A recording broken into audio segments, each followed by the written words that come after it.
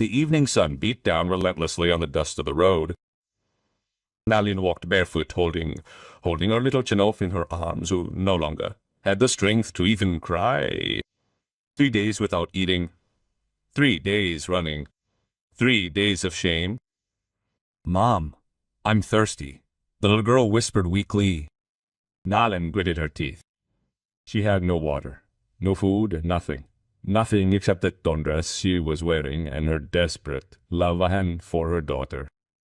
She had been expelled from her tribe for being widowed so young, considered a bad luck. And now, in front of her, stood the town of the cowboys, those people. Her people had always avoided her. But her pride no longer mattered. Only Chenoa mattered. She walked down the main street. Stares were fixed on her like stingers. Women pushing their children away. Men spitting on the ground as she passed. Nalin held her head high, even though each step hurt more than the last, for. Then she saw it. A large white wooden house with a wide porch. A tall man in his 30s, wearing a dark hat and leather boots, was unwinding a rope. His eyes were the color of the winter sky, blue and piercing. Nalin didn't think twice. With the last of her strength, she climbed the porch steps and fell to her knees in front of him, still holding Chanaho Tiao. Chalaun sama to her chest. "Hishi." "Please, sir," she said, in the broken Spanish as she had learned from the merchants. "My daughter is hungry. I'll work one day, just one day. Cleaning, cooking, whatever.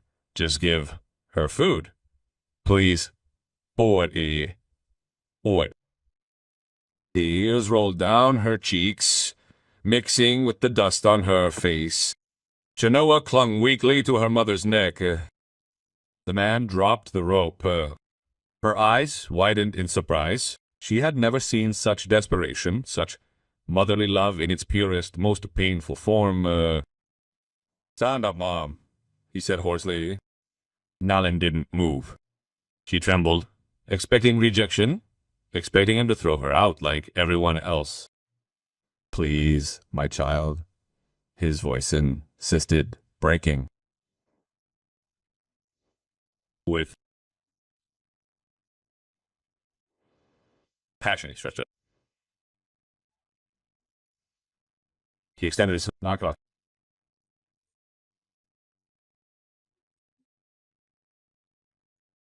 Slowly, she gathered her strength and stood up without accepting his help, maintaining what little. The man studied her eyes. He saw a strength there that he recognized, the same one he had seen in his late father, the pride of someone who had never asked anyone for anything until he had no other choice. "What's your name?" Nalin asked. "Yes." "I am William Harrison. Everyone calls me Will." He lowered himself to match the small girl's height. "Hello, Chenoa. Are you hungry?" The girl nodded weakly, her large dark eyes full of fear and hope. If you are enjoying this story, don't forget to subscribe to our channel and please leave a comment where you are watching from. It makes us very happy and helps us to continue bringing you these stories. Will got up and opened the door to his house. Marta quickly brought food. A woman with gray hair tied in a bun appeared, drying her hands on an apron. Her eyes fell on Nalin and the girl, and her expression hardened for a moment. "William, what are you doing?" "Mother's food, now." Will's voice brooked no argument. Marta hesitated for barely a second before disappearing into the kitchen. Will pointed to a chair on the porch. "Sit down, I'll get you some water first." Nalin sat down, hugging Chenoa against her. She couldn't believe it. Was he really going to help them? Or was this a trap? Her heart was pounding, torn between hope and fear. Will returned with a jug of fresh water. Nalin took a small zorbo, and then helped Chenoa drink slowly, careful, not to choke him. "Slow down, little one," Will murmured, watching them intently. Marta came out with a plate of stewed meat, beans, and bread. The aroma made Nalin's stomach growl with hunger, but she took the plate and began feeding Chenoa first, bite by bite, with infinite tenderness. Will watched the scene in silence. This woman, hungry and desperate, was feeding her daughter first. She didn't take a single bite for herself. "You eat too," she ordered. "Ah." First, Nalin replied without looking up. "There's more food, Marta. Bring another. Bring another plate." Her mother obeyed, although her face showed clear disapproval. When she returned with a second plate, she placed it abruptly on the small table on the porch. Nalin ate slowly, each bite a blessing, Chenoa had already finished her plate and now rested her little head on her mother's lap, her eyelids heavy with exhaustion. "Thank you, Mr. Harrison," Neil said when she was finished. "I'll work tomorrow like I promised." Will crossed his arms, studying her. "What can you do?" "Cook, clean, sew, take care of animals." "Hard work, sir. Very hard." And after that day, Nalin looked down. "Find another job. Another town, perhaps." Will shook his head. "It won't work. You possess neither money, nor food, nor a place to sleep. By the time you get another job, your daughter will be." He left the sentence unfinished. Nalin closed her eyes, knowing he was right. The tears threatened to return. "I have a better idea," Will said suddenly.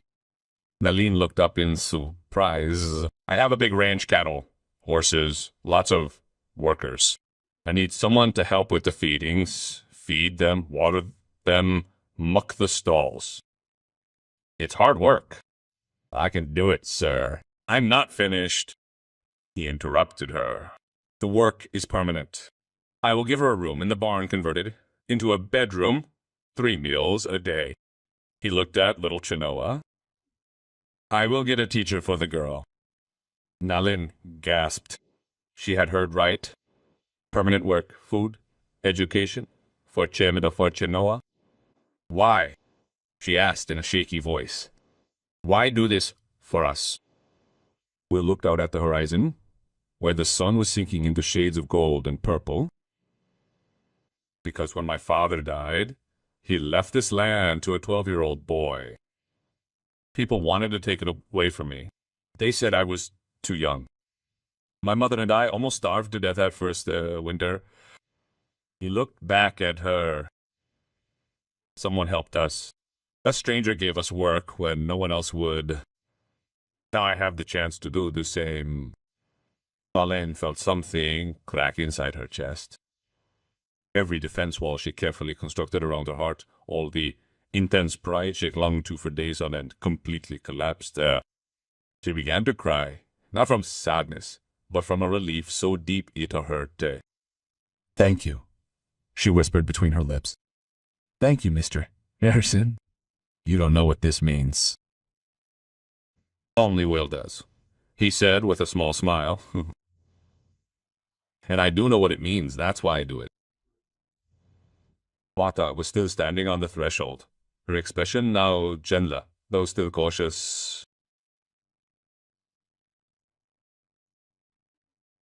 "The people? Let the people say what they will. Mother, this woman needs help, and we can give it to her. That's all that matters." Nalin wiped her tears and stood up, carrying Chenoa, who was now asleep, very deeply. "I'll start tomorrow," she said with renewed determination. "At dawn?" Will nodded. "I'll show you to your room. Rest tonight. Tomorrow will be a long day." As she followed Will toward the barn, Nalin looked back at the town that had rejected her. It didn't matter anymore. For the first time in weeks, she felt something she had completely forgotten. Hope. And more importantly, she saw her little Chenoa sleeping peacefully, with a full stomach and a smile on her lips. That was all she needed. The first ray of sunlight had barely peeked over the horizon when Nalin was already awake. She had spent the night in the small room in the barn that Will had prepared for her. It was simple. A wooden cot, a thick blanket, and a small table with a jug of water, but, Nalan, it was a palace, Genoa was still sleeping soundly, curled up under the blanket. Nalin kissed her on the forehead and crept out. She wouldn't wait for Will to come get her. She would show from the very first moment that her word was worth it. The fresh morning air filled her lungs as she walked toward the pens. Dozens of cows moved slowly, some mooing softly. Nalin scanned the land, identifying where the buckets and tools were. The dwarf started early. Will's voice startled her, and she turned and saw him leaning against the fence with 2 steaming cups in his hands. "At dawn, Mr. Will," Nalin replied, straightening her back. "Just Will," he corrected, offering her a cup. "Coffee. It'll help with the morning chill." Nalin took the cup in both hands, feeling the comforting warmth. She had never had coffee before. She took a small sip and tried not to grimace at the bitter taste. Will smiled slightly. "You'll get used to it. Come on, I'll show you what to do." For the next hour, Will explained the routine. Feeding the cows, making sure the water troughs had clean water, checking the fences, cleaning the stalls. It was hard work, but Nalin listened to every word with undivided attention. "Do you understand everything?" Will asked when he was finished. "Yes, Mr. Will. Okay, then let's get started." They worked together that first morning. Will watched as Nalin carried the heavy buckets of water without complaint, as she spoke softly to the cows as she fed them, as her movements were precise and careful. "I know the animals," Will said. "My people, my old tribe," Nalin corrected herself. "We raised horses. I learned as a child." An older man, with a gray mustache and a hard gaze, appeared mid-morning. It was Frank, the ranch foreman. She asked, Will looking Nalin up and down suspiciously. "She," Will confirmed firmly. Frank spat on the ground. "He won't last 3 days. This is no job for a woman, especially an app." "Watch what Frank says," Will interrupted, his voice sharp as a knife. Knife. The foremouth closed, but his gaze had everything his words couldn't. He turned and walked away. Nalin had watched the exchange silently, her grip on the handle of the rekahash she held. She was used to rejection, but it hurt just the same. "Ignore him," Will said. "Frank is stubborn, but he's a good worker. He'll change his mind when he sees what she can do." "Or maybe not," Nalin replied quietly. "Then that's her problem, not his." At noon, Marta went out with a basket of food, but placed it on a stump near the barn without saying a word, and returned to the house. Will and Nalin ate in silence, sitting in the shade of a large oak tree. "Your mother doesn't want me here," Nalin said under his breath. Will sighed. "My mother is cautious. She's lost a lot in her life. It's hard for her to trust." "I understand, but she has a good heart. She just needs time." After lunch, Chenoa woke up. She came out of the room, rubbing her eyes, her black hair disheveled. When she saw her mother, she ran to her. "Mom, where were you?" "Working, little one." "Did you sleep well?" The girl nodded, and then looked at Will shyly. "Good morning, Chenoa," Will greeted, bending down to her level. "You're hungry." That word, again. Chenoa had heard it too many times in her short life. "A little," she admitted. "Go with Mrs. Marta to the house. She'll give you food." Chenoa looked to her mother for permission. Nalin nodded softly. "Lissy, my love, I'll be here." The little girl walked slowly toward the big house, turning every few steps to make sure her mother was still there. Will watched Annalyn as she watched her daughter walk away. There was so much love in those eyes, so much determination to give that little girl a better life. Nalin said suddenly, making up her mind. She looked at him. This job I offered you for a day is not enough, nor a week, nor a month, nor a month. Nalin's heart raced. She was having second thoughts. She didn't want to hear any more. What I propose is this, Will continued. Permanent work, not just taking care of the pastures, but helping with the entire ranch. In exchange, you and Chenoa have a house, food, and I will find a teacher so that the girl can learn to read and write. Nalin gasped, but why? Why so much? Because I need reliable workers, because I've seen how she handles animals, and because that little girl deserves a chance in life. Tears began to roll down Nalin's cheeks. It was too good to be true. I can't afford it, she whispered. I'm not asking for money. I'm offering honest work for honest labor. People will talk. Let them talk, Will replied firmly. This is my land, my ranch, my choices. Nalin wiped her tears with the back of her hand. In her culture, crying was a sign of weakness, but she no longer cared.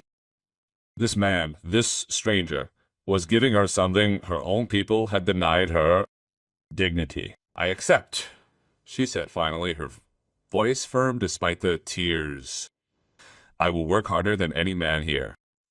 I promise. I have no doubt. They shook hands, sealing the agreement.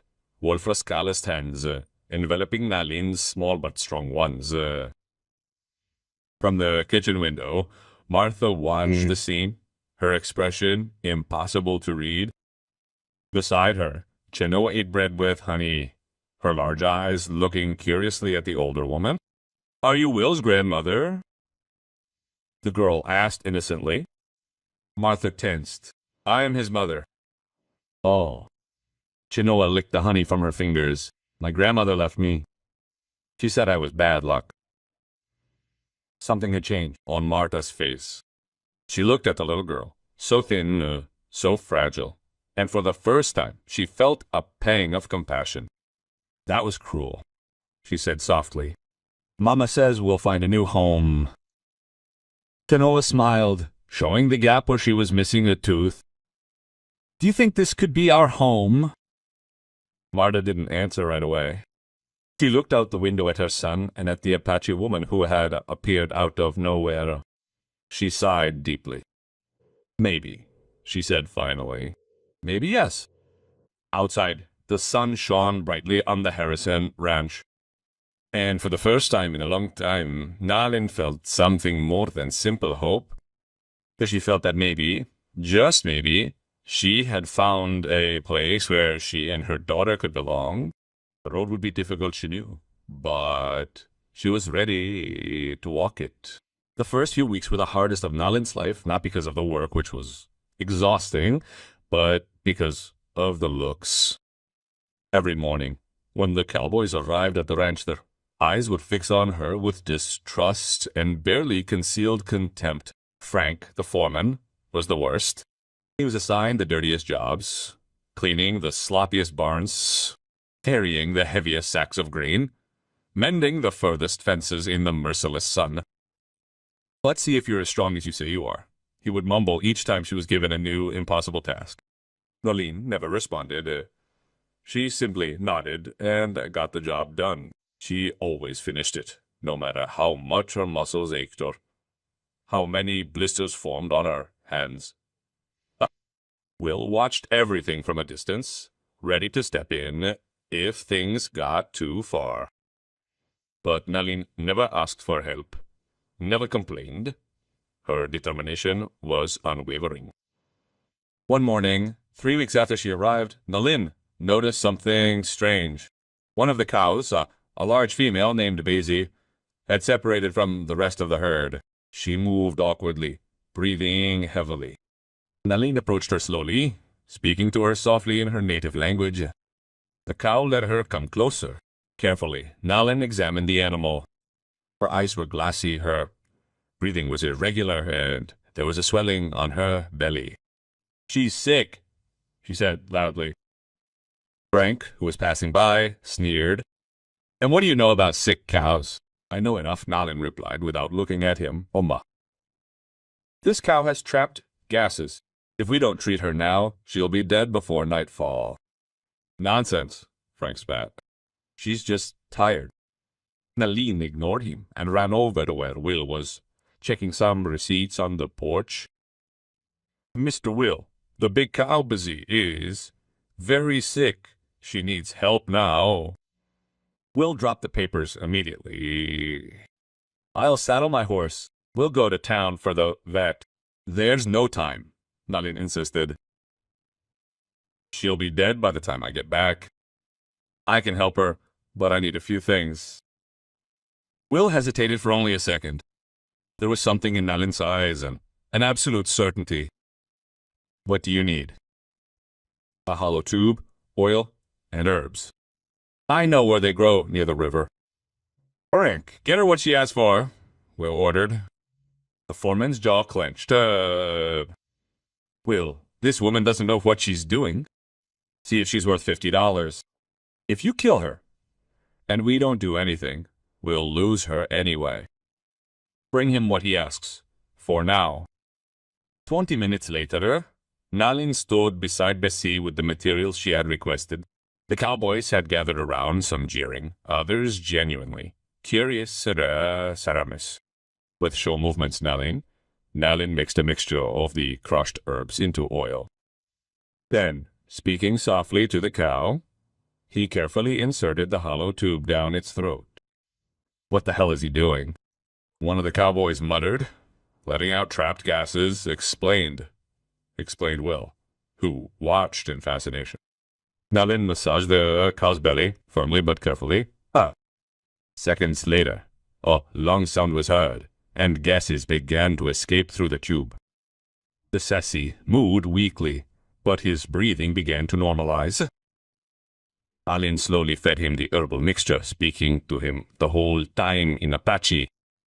30 minutes passed, the cowboy standing in silence, watching. Finally, Beso stood unsteady at first, but gaining strength with each second. "Yeah." A murmur ran through the group. "Unbelievable," one of the younger men whispered. Frank walked over to the cow, examined it, and then looked at Nalin with an expression that was no longer one of contempt, but of genuine surprise. "Where did you learn that?" he asked. "My grandfather was a medicine man," Nalin replied simply. "He taught me about animals and plants." Will's face grew a smile. "Did you just save a 50-year-old cow, Nalin?" "I just did my job that night."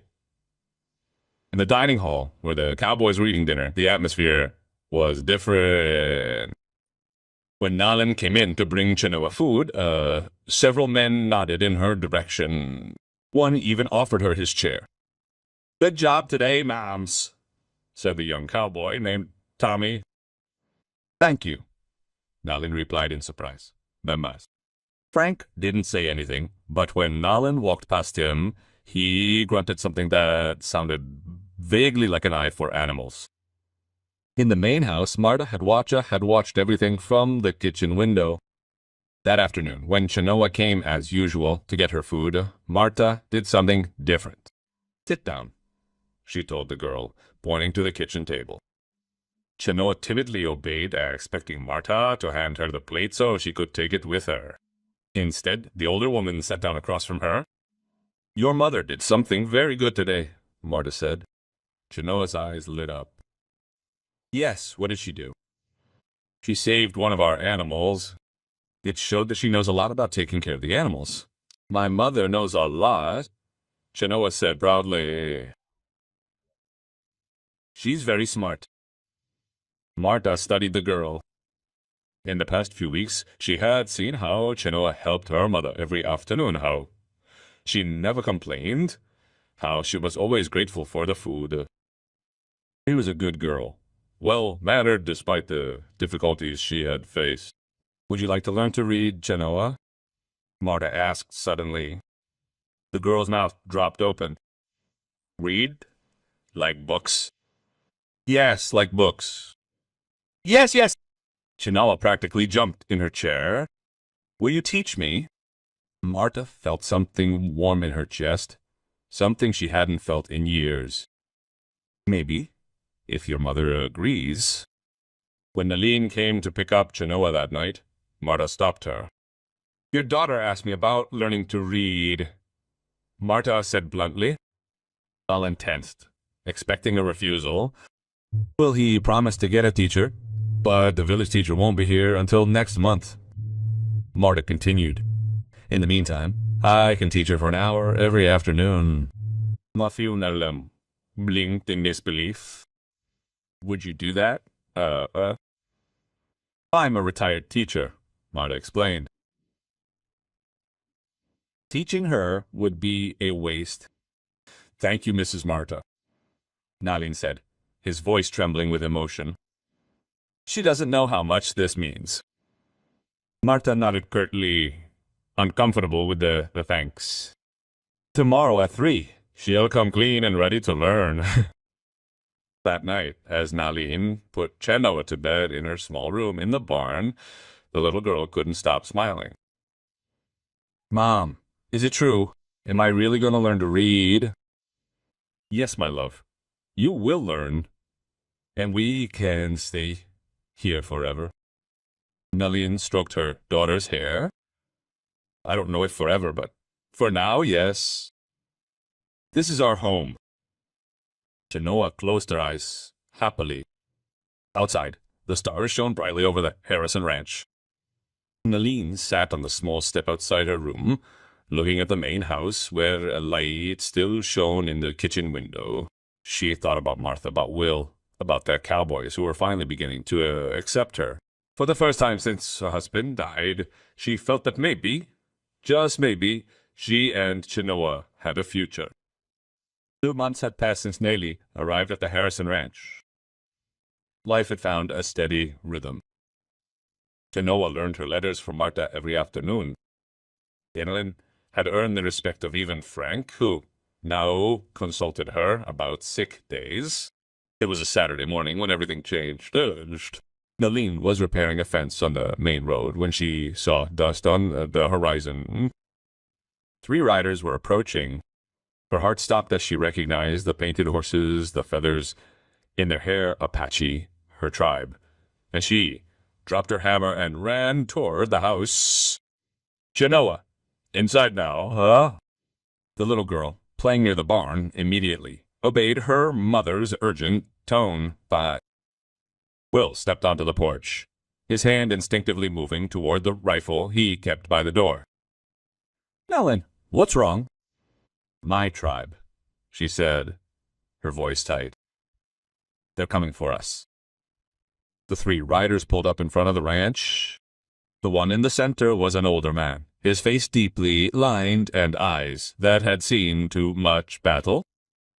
Takoda, the chief of the tribe, Chinoa's grandfather. "Nalin!" Apache language, voice loud. "I came for my granddaughter."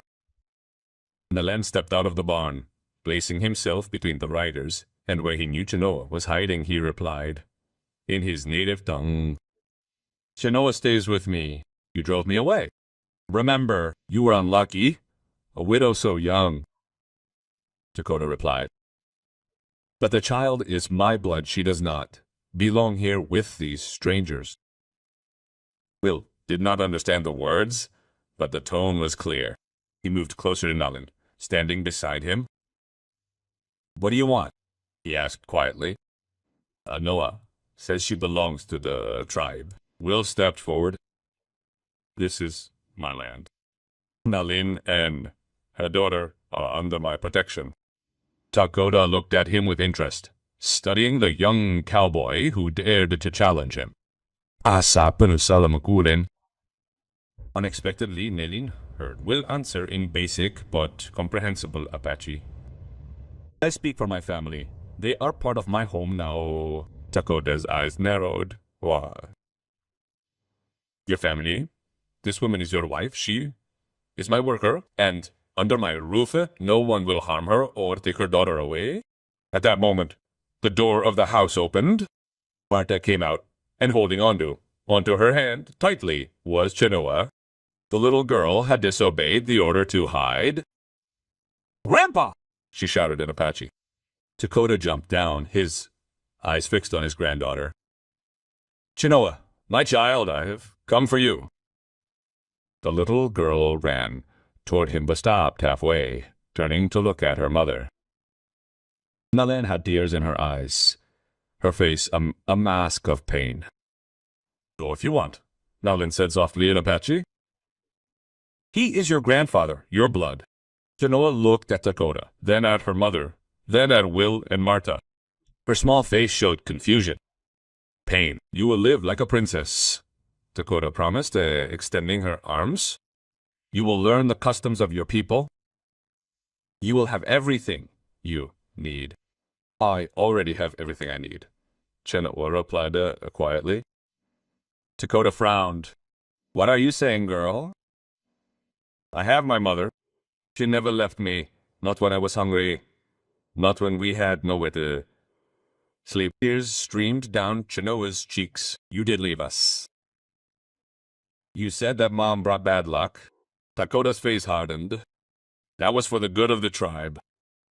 "Well, the tribe is bad, Chenoa."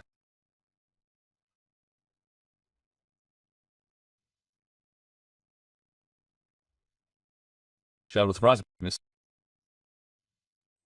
Marta's. "My mother has a job." She turned and ran toward Nali, burying her face in her mother's skirts. "I don't want to leave, Mom. This is our home."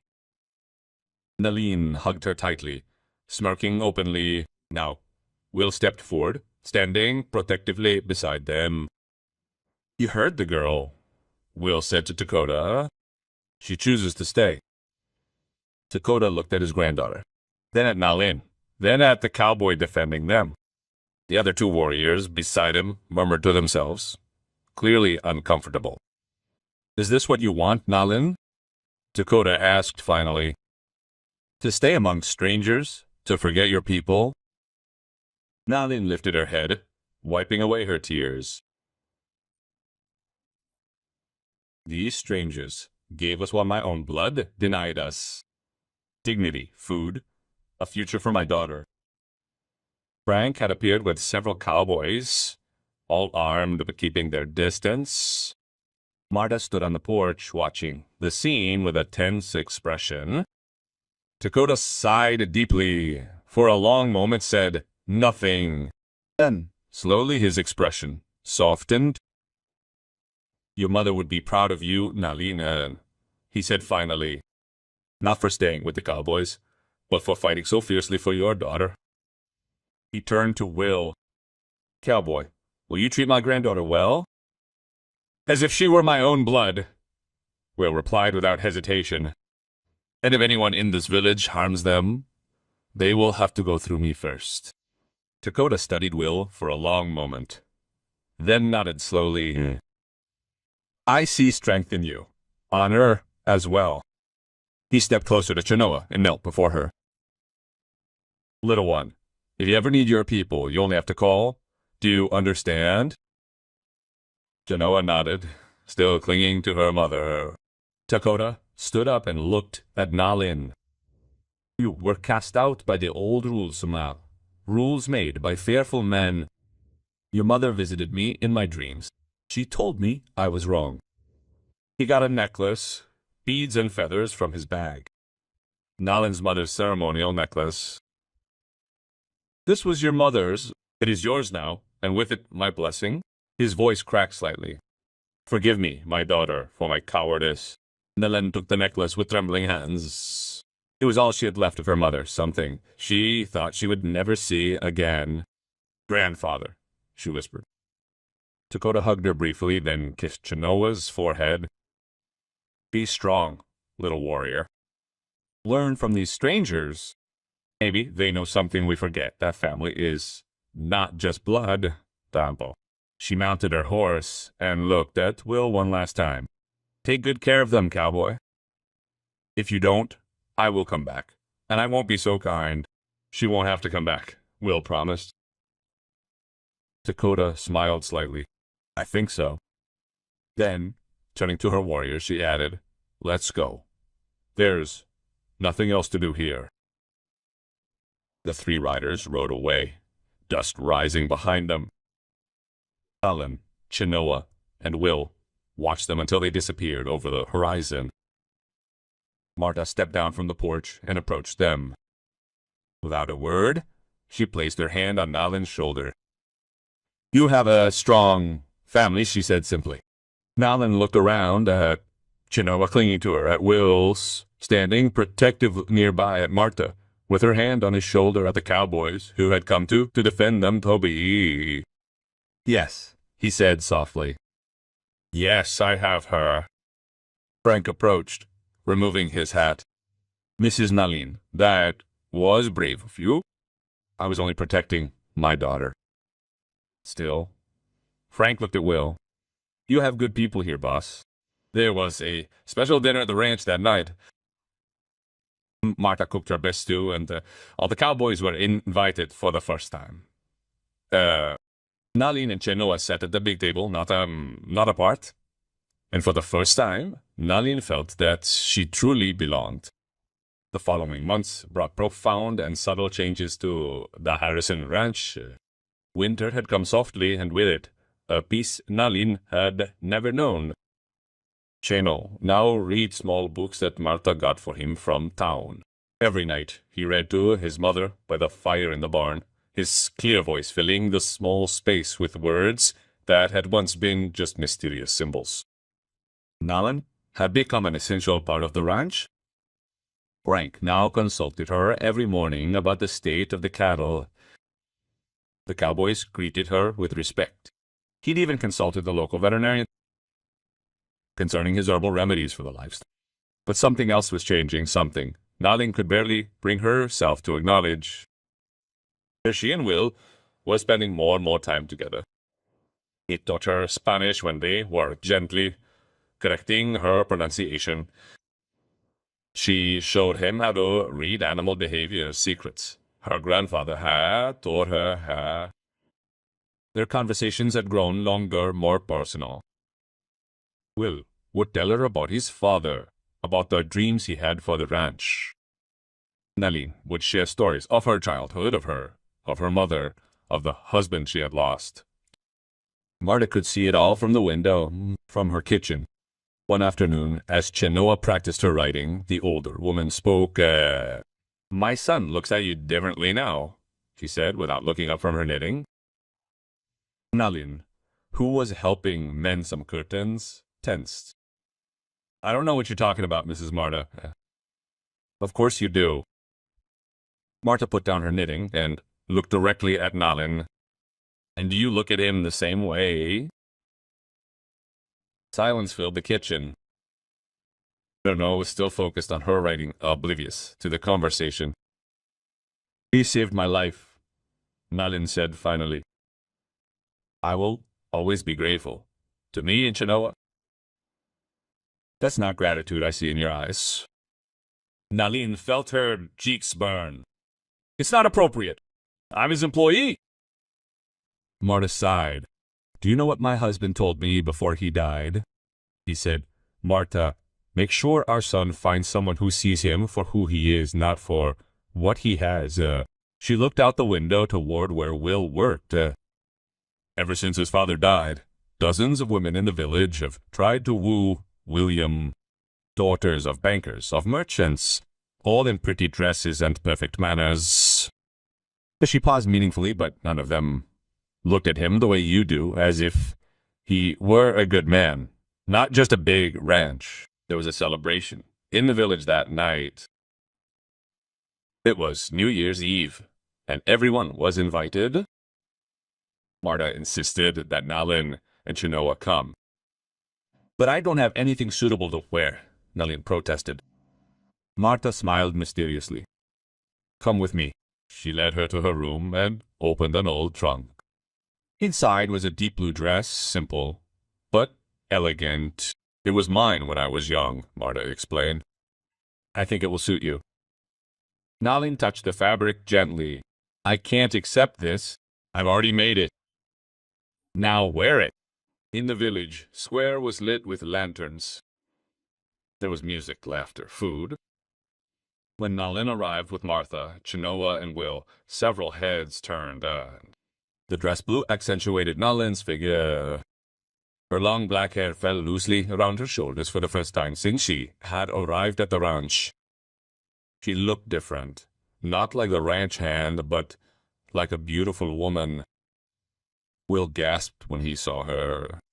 You look beautiful, he said, forgetting for a moment any pretense of formality. Thank you, Nalin replied, looking down shyly. Byrne appeared with his wife, a kind woman named Sarah. Mrs. Nalin, it's so nice to see you here. Sarah has wanted to meet you for weeks. The evening passed in a mix of conversation and music. Chenoa played with other children, her laughter filling the air. For once no one looked at her, strangely. She was just another girl from the Harrison Ranch. When the music for the dance began, Will extended his hand to Nalin. May I have this dance? Nalin hesitated.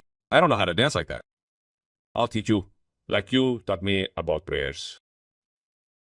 She took his hand and he led her to the dance floor.